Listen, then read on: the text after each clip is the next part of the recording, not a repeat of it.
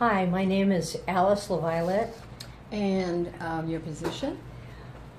I am, well, let me give a brief history. I began working with battered women in 1978 at Women's Shelter in Long Beach, and from that program developed a program called Alternatives to Violence to work with men who had been abusive in intimate partner relationship. I've also done some work with women. So I've been working with battered women since 1978. I've been working with perpetrators since 1979. I continue to work with both. I'm in private practice, but I have an organization called Alternatives to Violence, and I'm also a member of the California Partnership to End Domestic Violence. That's great. So I'm going to ask you a few questions. One is, what is Batterers intervention? What's the process? The process of Batterers intervention in California is different than the process of Batterers intervention in other states. We're one of the few states that requires 52 weeks of group sessions, 2 hours once a week, as part of a court order. It doesn't have to be just criminal court. It can be a family court order, a court stipulation, but they come into a group. It's 52 weeks. There are 1 or 2 facilitators who do each group. We are not supposed to have more than 12 people in a group. The group consists of topics. For instance, domestic violence education is a topic, substance abuse education is a topic, parenting is an issue. We work on empathy and the development of empathy. We work on anger management skills. There's a core of issues that are required in each group, but they can be dealt with in a variety of ways.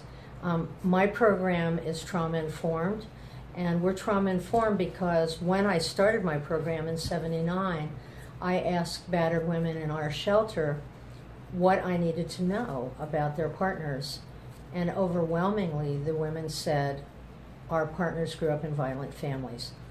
And so I knew we needed to do something that lasted a little more than 16 weeks, which was typical in the 4 programs that were in existence across the country pretty much.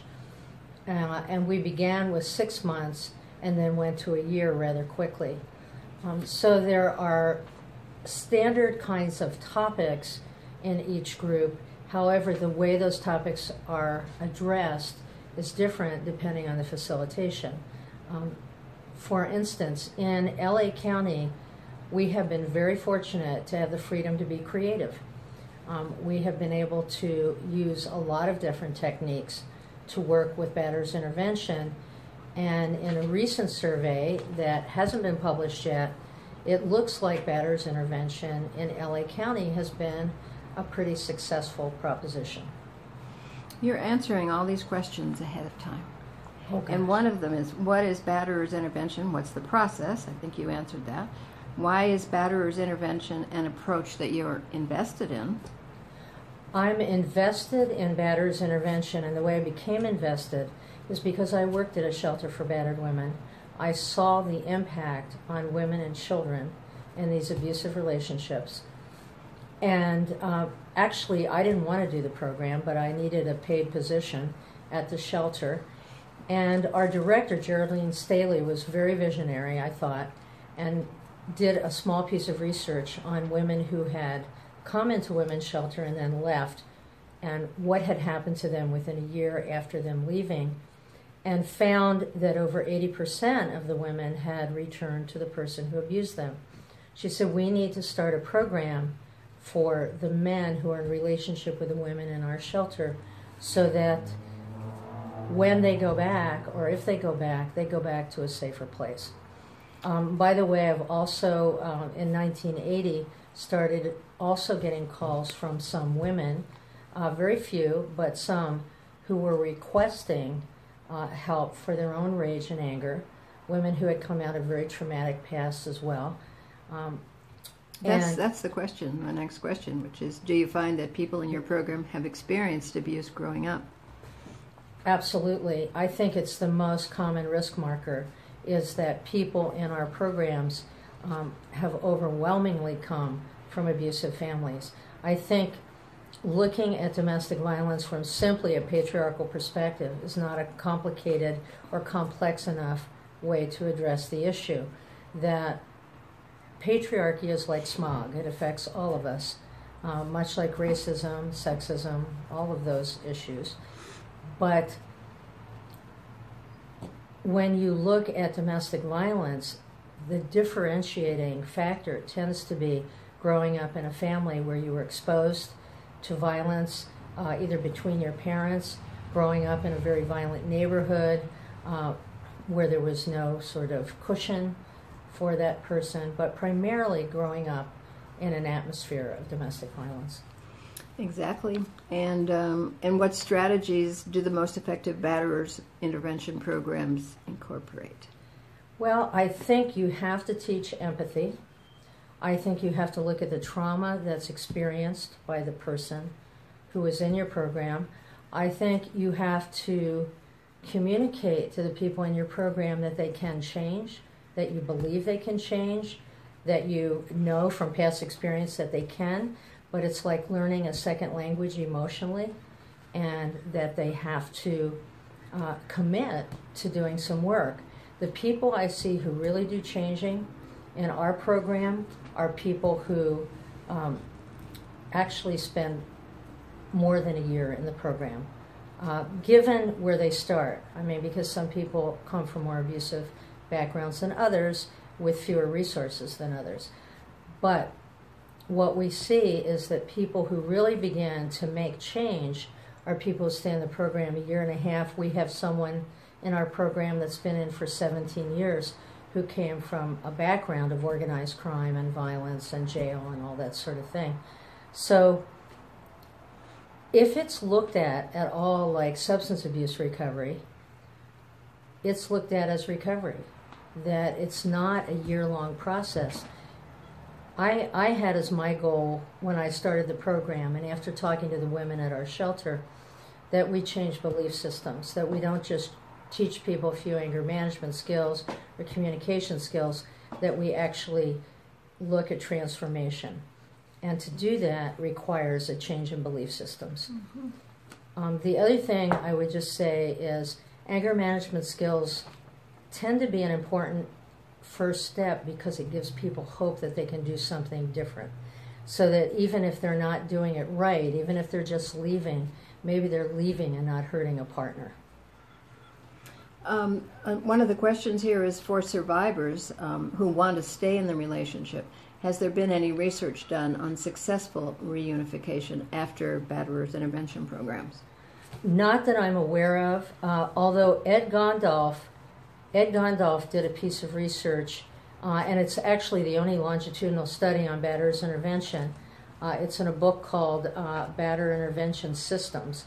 And Ed looked at not only recidivism, but he talked to women where there was reunification 4 years later and found that for people who completed programs, there was something like a 60% or more reduction in recidivism, and that the women felt safer. And that was one of the most important things, that the women felt safer 4 years later. That's the only longitudinal study that's been done as far as I'm aware of. Did you want to say anything more about what strategies do the most effective batterers intervention programs incorporate? Well, I would like to say something about that. I think you have to be a human being. And it used to be, the rhetoric used to be that if you identified or had compassion for the perpetrator, that you were colluding.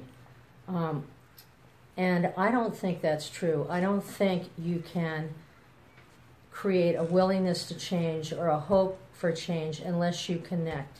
The connection is not collusion. That connection is about a starting place to get somebody to trust you to begin a change process. In addition to that, I think that you have to model what you want them to learn. So I know there are programs that force people to say, my name is so-and-so and I'm a batterer. But if we misuse power in our programs, how are we modeling the the use of power in a good way.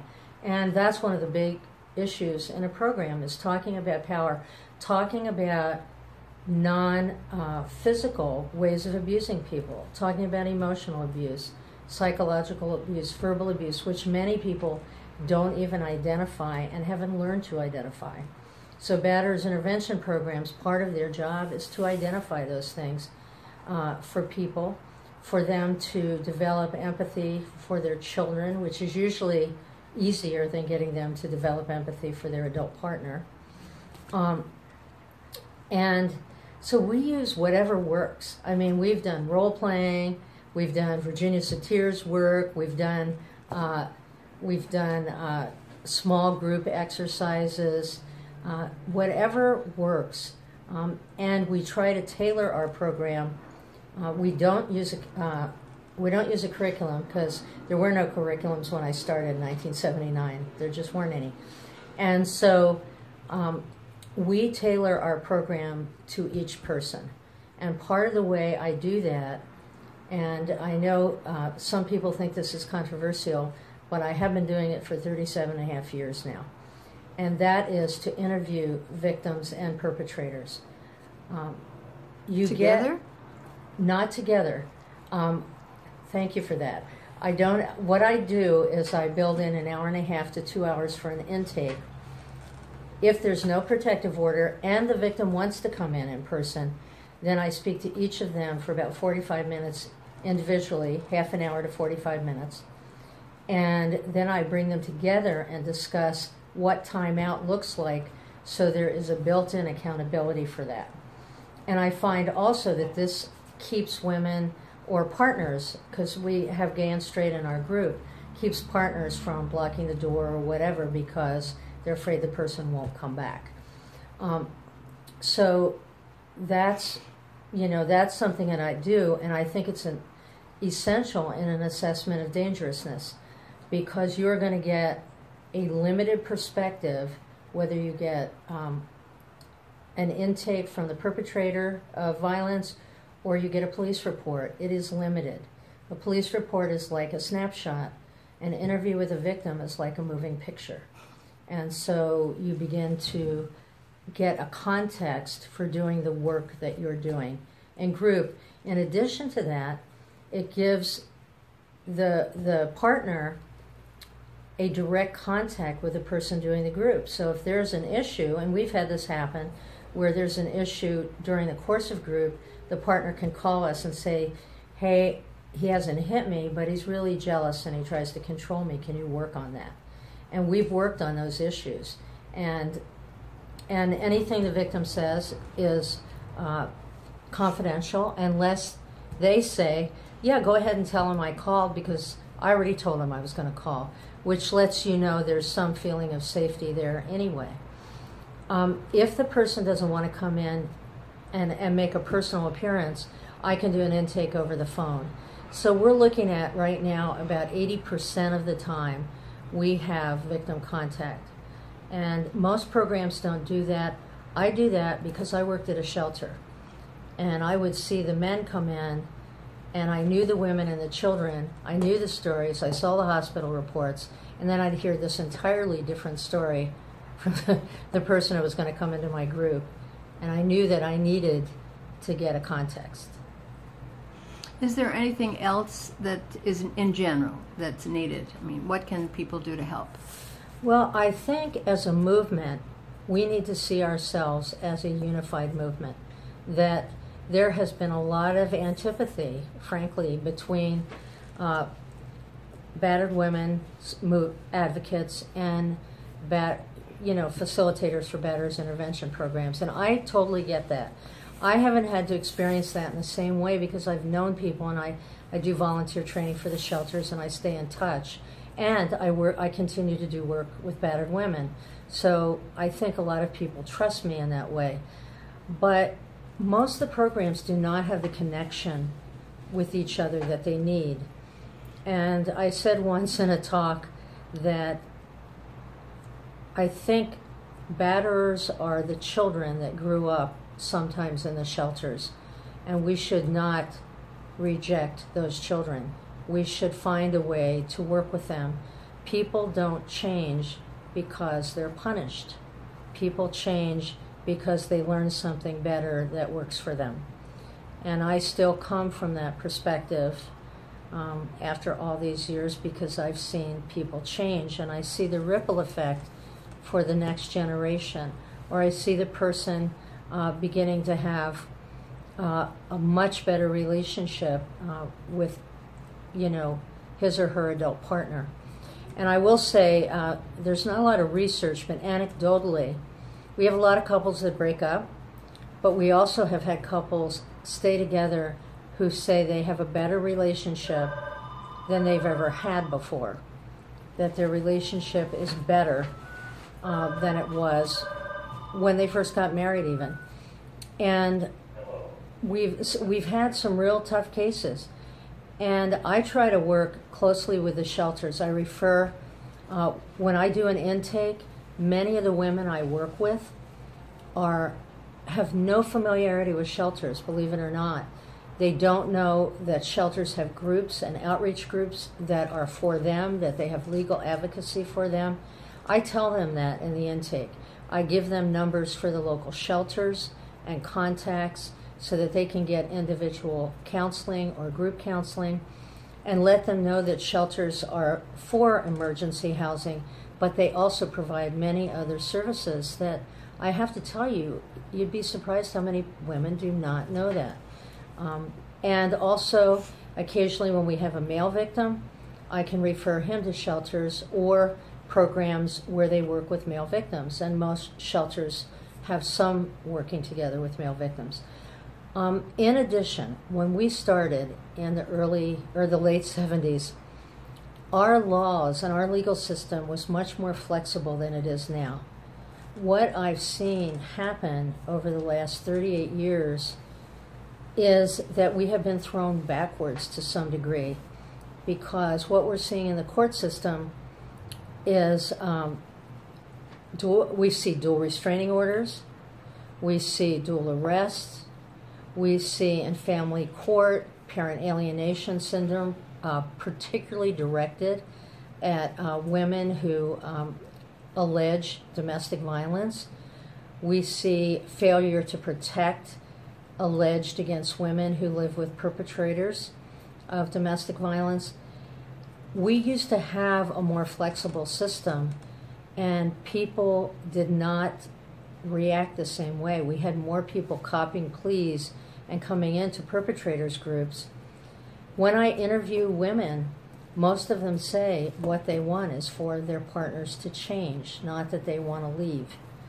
There are some that want to leave, and certainly we provide resources. I just did a safety plan with a woman whose perpetrator is in law enforcement. And it was a very cautious safety plan because of her fear of him and his being exposed. I think we have to look at this issue and create policies and procedures that are sensitive to the people who are most affected by them. And those are the families that are involved in domestic violence.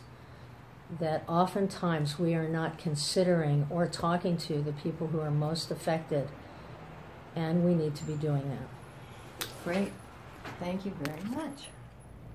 So, Alyce, you were saying that you wanted to add something about accountability and how compassion relates to accountability. Accountability is a critical aspect of Batterers intervention programs. People need to know that you care about them to be effective in holding them accountable. So to confront someone, to confront people in terms of what they've done, they have to know that you care about them, and then the confrontation can be more therapeutic and more effective. So accountability is important. We've had to confront people. For instance, a couple of weeks ago, we had to confront a man who was talking about his wife the whole time, and men in group confronted him too because they get tired of it. Of what was his part? What's your part in this? And he had no part. He was perfect. And so we're able to say, well, you talk about her having this problem and that problem, and you knew about this when you got together. So what was your role? Why did you go into this relationship? What did you see? I mean, did you feel more powerful? Did you think you were going to save her? What did you think? We hold them accountable in terms of impact on children. I remember one of the men who beat up his wife very badly and did not believe that affected his 3 children. And so I had 3 of the men in group who had observed their fathers beating their mothers talk about the impact on them. And they were, he was able to understand because he heard it from the other men. So accountability is woven throughout, for sure. Gender issues and gender expectations are also woven throughout. So what do you expect of your partner? Is there a difference in what you expect if your partner is male or female? What do you expect of yourself? And so we talk about gender. We don't call it sexism. We might not call it gender, but we talk about what it is in group. We try not to use buzzwords that are going to throw people off, but we do that in terms of gender. We've done that in terms of race.